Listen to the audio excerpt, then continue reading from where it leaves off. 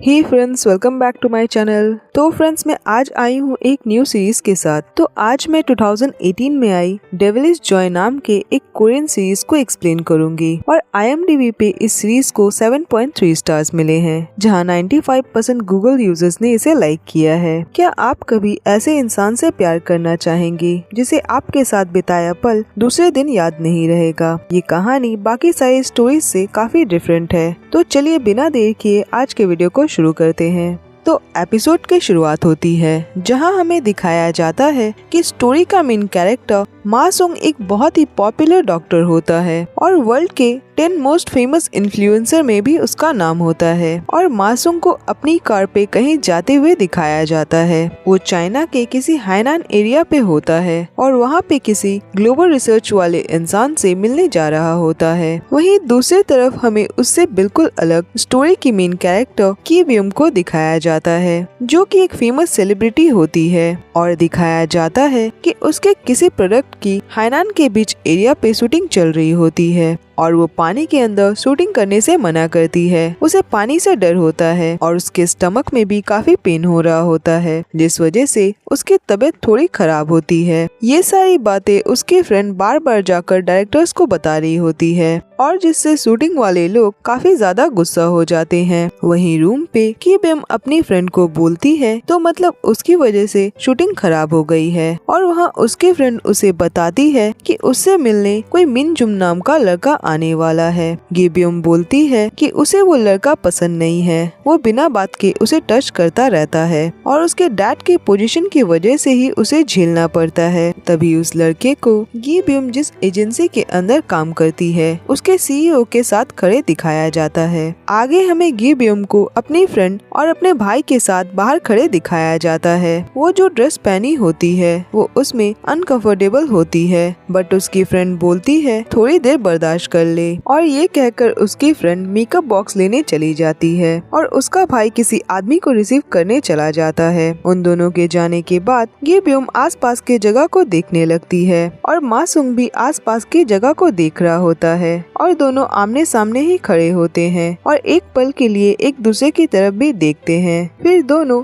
दो दूसरे रास्ते चले जाते हैं। तभी घूमते वक्त गिब्यूम के स्टमक में बहुत तेज पेन होने लगता है और दूसरी तरफ उसका भाई और उसकी फ्रेंड उसे ढूंढ रहे होते हैं और शूटिंग वाले लोग काफी गुस्सा होने लगते हैं। वहीं मा सुंग को एक रेस्टोरेंट के आउटडोर पे बैठे दिखाया जाता है और वह किसी जॉय कैंट का वेट कर रहा होता है और गिब्यूम रेस्टोरेंट के अंदर वॉशरूम यूज करने की बात करती है, पर वहाँ पे एक आदमी होता है जो उसे अंदर जाने नहीं देता और कहता है कि यहाँ का वॉशरूम सिर्फ कस्टमर्स ही यूज कर सकते हैं। वो अपना नाम उस आदमी को जॉय बता रही होती है, जिसे मा सुंग सुनता है और उसे लगता है कि वो जॉय कैंट है और वो गिब्यूम से बातें करने लगता है। गिब्यूम उसे उसकी हेल्प करने को कहती है, पर मा सुंग उसे पहले पेपर्स पे साइन करने को कहता है, तो वो उस पेपर पे साइन कर देती है, जिसे देखकर मा सुंग कहता है कि ये किसी ग्लोबल रिसर्च कॉन्ट्रैक्ट का पेपर था। क्या वो सच में जॉय कैंट है? पर गिब्यूम उसे अपना नाम बताती है और कहती है कि वो जॉय कैंट नाम की शख्स नहीं है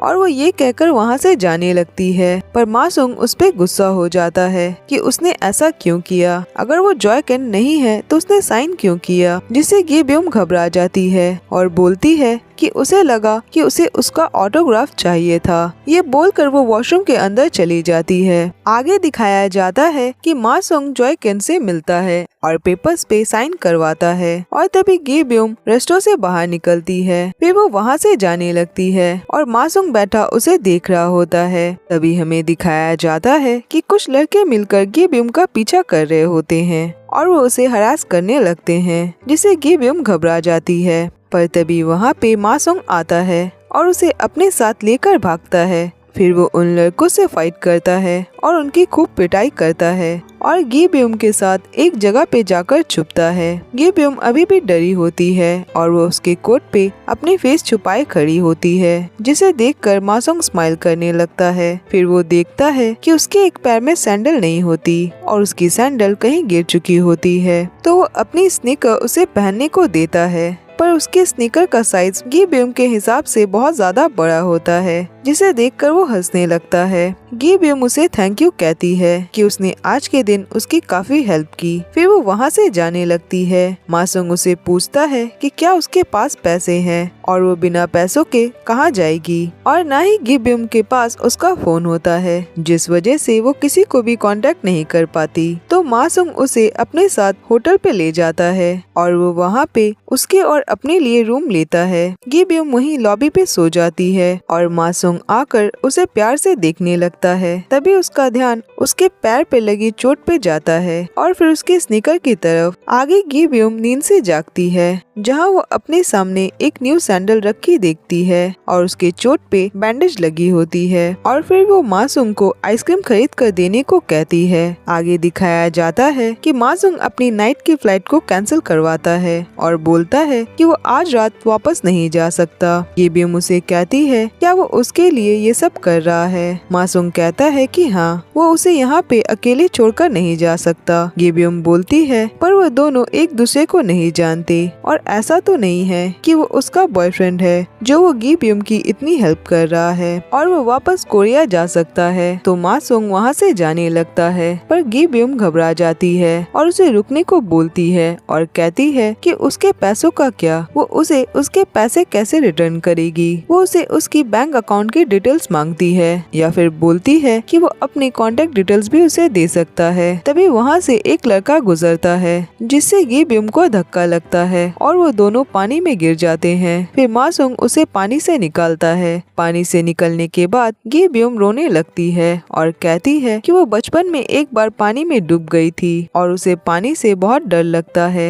मासुंग उसे बोलता है कि वो उसे छोड़कर नहीं जाएगा। फिर वो दोनों जा रहे होते हैं और गी ब्यूम ने मासुंग की कोट पहनी होती है जो कि उसके साइज के हिसाब से काफी बड़ी होती है। तो मासुंग उसे पीछे से देखकर हंसने लगता है और फिर वो उसे बैक से होल्ड करके उसके कोट को ठीक करने लगता है। वो गी ब्यूम को बोलता है उसे उसकी हेल्प के बदले बहुत बड़ी रकम चुकानी होगी। गी ब्यूम बोलती है कि उसके पास बहुत पैसे हैं, वो बस बताए कि उसे कितने पैसे रिटर्न करने होंगे। मासुंग उसे कहता है कि उसे बदले में बस उसका दिल चाहिए, जिसे सुनकर गी ब्यूम शांत हो जाती है। तभी वहाँ पे आसपास फ्लावर्स लगी होती है जिसका नाम मासुंग गी ब्यूम को बताता है और गी ब्यूम उसे देखने लगती है। मासुंग उस फ्लावर का डिजाइन उसके पास एक विजिटिंग कार्ड होता है उसमें बनाता है। आगे वो दोनों उसी जगह पर पहुंचते हैं जहां पे गी ब्यूम को उसके फ्रेंड और उसका भाई छोड़ गए थे और वो वहां पे उन्हें देखती है और वो मासुंग के साथ वहां से भागती है और एक जगह पे लोग गैदर होकर गाना सुन रहे होते हैं और वो दोनों वहीं जाकर खड़े हो जाते हैं। मासुंग उसे बोलता है कि वो अचानक उस जगह से क्यों भागी। गी ब्यूम कहती है कि उसने वहाँ पे अपने टीम के लोगों को देखा था और वो इतनी जल्दी मासुंग से अलग नहीं होना चाहती थी। फिर वो भी वहाँ पे एक सॉन्ग गाती है जिसे सुनकर मासुंग स्माइल करता है। आगे इवनिंग में वो दोनों जा रहे होते हैं। गी ब्यूम उसे कहती है कि मासुंग को उसकी सॉन्ग कैसे लगी, अगर उसे पसंद भी ना आई तो कोई बात नहीं और उसे गी ब्यूम का फैन नहीं बनना होगा। पर मासुंग उसे कहता है कि क्या वो उसका बॉयफ्रेंड बन सकता है और गी ब्यूम ये बात सुनकर बिल्कुल शांत हो जाती है। तभी मासुंग उसके करीब आकर उसे किस करता है। तभी वहाँ पे कोई गी ब्यूम का नाम पुकारता है। गी ब्यूम बोलती है कि वो अब क्या करेगी। मासुंग बोलता है कि वो कोरिया जाकर उसे कांटेक्ट कर सकती है, पर गी ब्यूम उसे बोलती है कि वो अभी आधे या फिर 1 घंटे में वापस यहाँ आएगी, तो वो उसका यहीं पर वेट करे। ये कहकर वो वहाँ से चली जाती है और मासुंग वहीं खड़ा उसका वेट कर रहा होता है। वो उस जगह की फोटो लेने लगता है। दूसरी तरफ गी ब्यूम की फ्रेंड उसे जाने से मना करती है और बोलती है कि वो पूरा दिन गायब थी तो अब वो नहीं जा सकती, पर गी ब्यूम उसे बहुत रिक्वेस्ट करने लगती है। दूसरी तरफ मासुंग एक टैटू की शॉप को देखता है और वो वहाँ जाकर टैटू बनवाता है और वो वहाँ पे गी ब्यूम की एजेंसी के सीईओ की और मिन जुंग की बातें सुनता है। वो दोनों वहाँ पे गी ब्यूम के बारे में बातें कर रहे होते हैं कि वो लोग उसे नशे की दवा पिलाकर सुला देंगे और फिर उसके साथ कुछ गलत करने की बात कर रहे होते हैं। ये बातें सुनकर मासुंग उनके पीछे जाता है और हमें दिखाया जाता है कि पीछे से गी ब्यूम वहाँ पे आ रही होती है, पर मासुंग उन दोनों के पीछे जाने लगता है। तभी वहाँ पे एक वैन आकर उसे टक्कर मारती है जिससे वो वहीं पे गिर जाता है। उसे बहुत ज्यादा चोट आती है। वो वहीं पड़ा तड़प रहा होता है। दूसरी तरफ गी ब्यूम उसी जगह पे काफी देर तक वेट कर रही होती है और वो मासुंग को कॉल कर रही होती है। आगे उसे होटल में वापस आते दिखाया जाता है। वहाँ पे वही लड़का मिन जुन होता है। फिर उन दोनों को बार में बैठे दिखाया जाता है, जहाँ उस लड़के ने पहले से ही गी ब्यूम के ड्रिंक में कुछ मिला दिया होता है। गी ब्यूम उसे ड्रिंक करती है और उसे नींद आने लगती है। आगे होटल के रूम पे उसकी नींद खुलती है, जहाँ उस लड़के की मर्डर हो चुकी होती है और गी ब्यूम अनकॉन्शियस हालत में वहाँ बेड पे पड़ी होती है। आगे हमें दिखाया जाता है कि 3 साल बीत चुके होते हैं और मासुंग को अपने डॉक्टर युन के साथ दिखाया जाता है और उस दिन के एक्सीडेंट की वजह से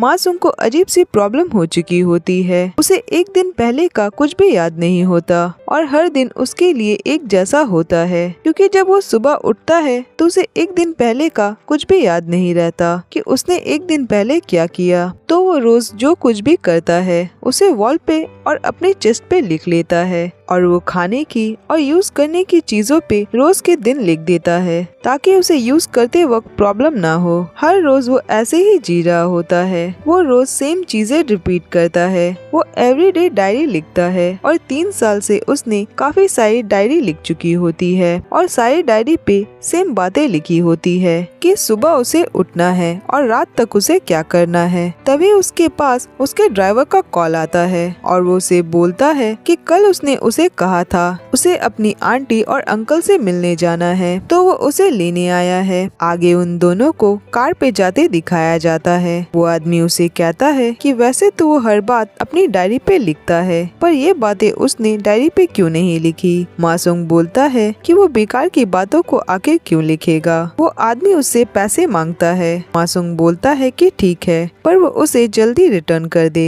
वो आदमी अपने मन में कहता है कि मासुंग को कुछ भी याद नहीं रहता, जिस वजह से उसे हमेशा पैसे मिलते रहते हैं। आगे वो मासुंग को हॉस्पिटल पे ड्रॉप करता है और सारे डॉक्टर्स उसका वेट कर रहे होते हैं और वो लोग उससे बातें करके उसे ले जाने लगते हैं। आगे मासुंग को अपनी आंटी के घर पे दिखाया जाता है, जहाँ काफी सारी लेडीज बैठी होती है और वो सभी उसे डेट और शादी की बातें कर रही होती है, पर उसकी आंटी उसे ये सारी चीजें करने से मना करती है। वो कहती है कि वो सैंगो कंपनी का ओनर है और सारे हॉस्पिटल्स भी उसकी है, तो उसकी बहुत सारी रिस्पॉन्सिबिलिटी है और शादी एक जिम्मेदारी होती है। और अगर उसके डैड ने उस दिन सही से कार नहीं चलाई होती तो अब तक उसकी मॉम जिंदा होती और उसकी लाइफ ऐसी नहीं होती। ये सारी बातें वो बचपन से सुनता आ रहा होता है और वो ये सारी बातें सुनकर अपसेट हो जाता है। आगे वो अपने घर जाता है, जहाँ गेट पे फ्लैश लाइट जलती है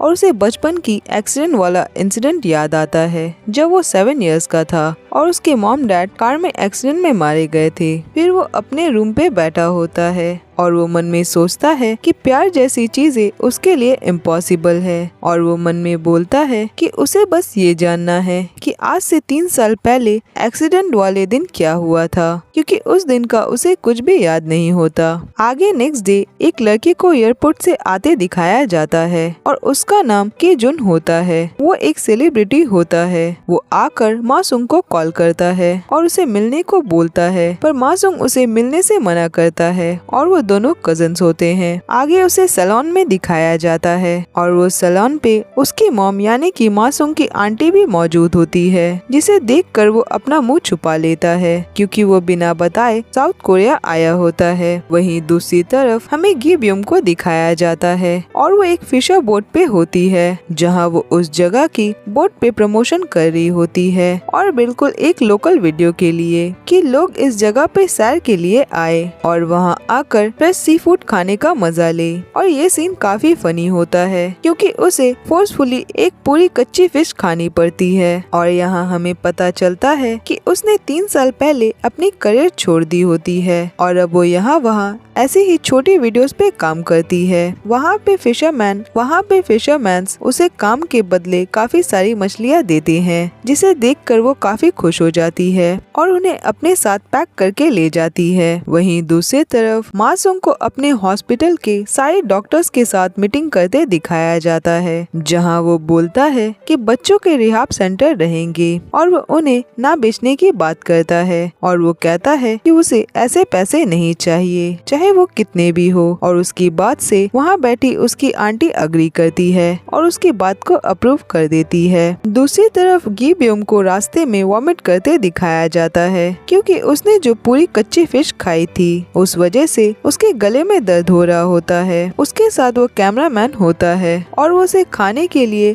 ब्रेड देता है और उसे बोलता है कि उसने 3 साल पहले मिन जुन का मर्डर किया था, जिस वजह से उसकी करियर खत्म हो गई और अब सभी उससे नफरत करने लगे हैं और पिछले 3 साल से उसका पैडलक चल रहा है और तभी वो ये सारी काम कर रही है। पर गी ब्योम बोलती है कि उसने कोई भी मर्डर नहीं किया। आगे उन दोनों को कार में जाते दिखाया जाता है, जहाँ ब्रेड खाने की वजह से गी ब्योम के स्टमक में पेन होने लगता है। आगे उसे डॉक्टर्स के पास चेकअप करवाते दिखाया जाता है। वहीं दूसरी तरफ मासूम का सेक्रेटरी उसे बताता है कि कुछ कैमरामैन आने वाले हैं और हॉस्पिटल के फोटो लेने के लिए। दूसरी तरफ गी ब्योम को वो डायरेक्टर अपना कैमरा पकड़ाकर वॉशरूम चला जाता है। गी ब्योम उस कैमरे को चेक करने लगती है, जिसमें उस आदमी ने उसकी फनी वीडियो रिकॉर्ड की होती है और गी ब्योम को वो कैमरा चलाना नहीं आता, तो वो कुछ भी दबाने लगती है और जिससे फ्लैश लाइट ऑन हो जाती है। तभी वहाँ से मासूम गुजरता है और वो सोचता है कि आखिर ये लड़की कौन है और वो यहाँ पे क्या कर रही है। वो उसे जाकर डांटता है और बोलता है कि वो ये सब क्या कर रही है और गी ब्योम उसे देखकर बिल्कुल चौंक जाती है